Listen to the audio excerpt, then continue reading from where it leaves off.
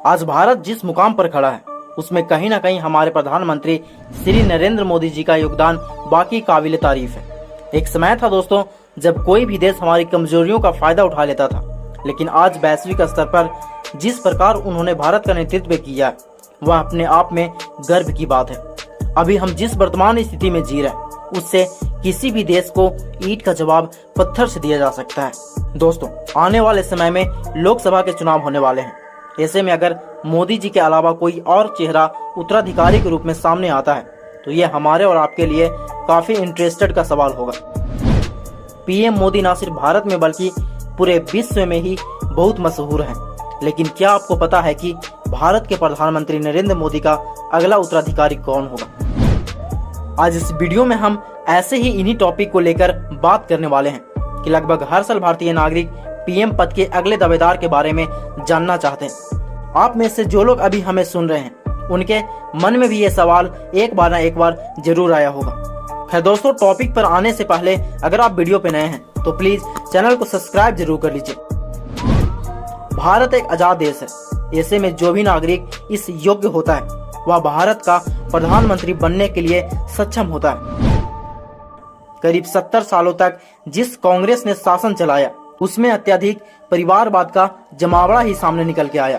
ऐसे में चलिए आपको एक नजर प्रधानमंत्री के दावेदार को लेकर कुछ चर्चित विषय को लेकर आपके सामने बात करते हैं। हाल ही में उत्तर प्रदेश में जिस प्रकार के शासन प्रणाली हमारे योगी जी आदित्यनाथ को लेकर देखने को मिली है, ऐसे में शायद ही कोई नहीं जानता।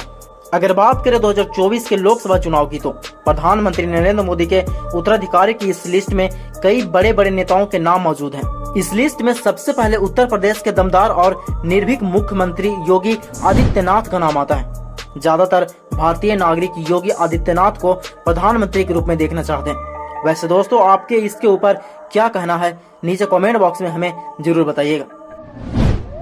आइए अब इसके बाद हम बात करते हैं दोस्तों एक और बड़े चेहरे की। एक ऐसा चेहरा दोस्तों जिसकी विदेश नीति इतनी काबिल तारीफ है कि मोदी भी तारीफ करने से पीछे नहीं हटते। जी हाँ दोस्तों, मैं बात कर रहा हूँ जयशंकर की। इनकी कूटनीतिक चाल और जवाब देने का अंदाज किसी को भी ये बताने के लिए काफी है कि सामने वाले को कैसे पस्त किया जा सकता है। हाल ही में इनका यह स्टेटमेंट खूब वायरल हुआ है जिनमें इन्होंने खूब सुर्खियां बटोरी है। Grow out of the mindset that Europe's problems are the world's problems, but the world's problems are not Europe's problems. That if it is you, it's yours. If it is me, it's ours.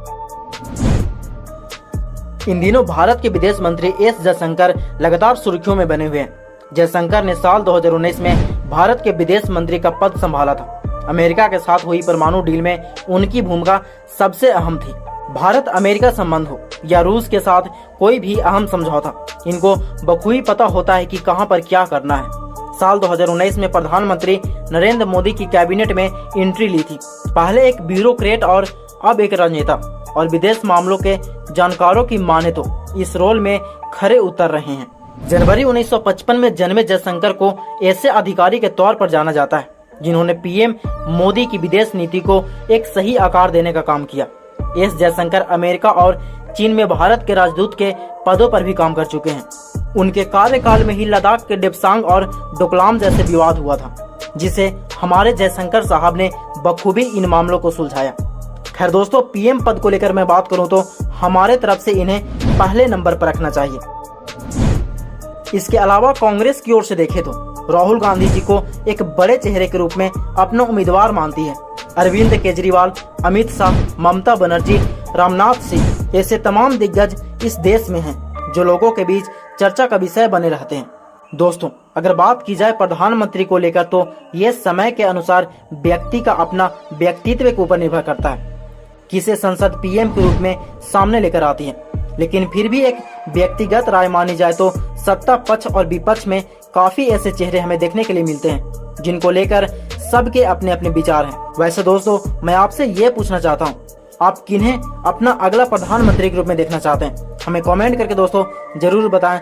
तब तक के लिए धन्यवाद।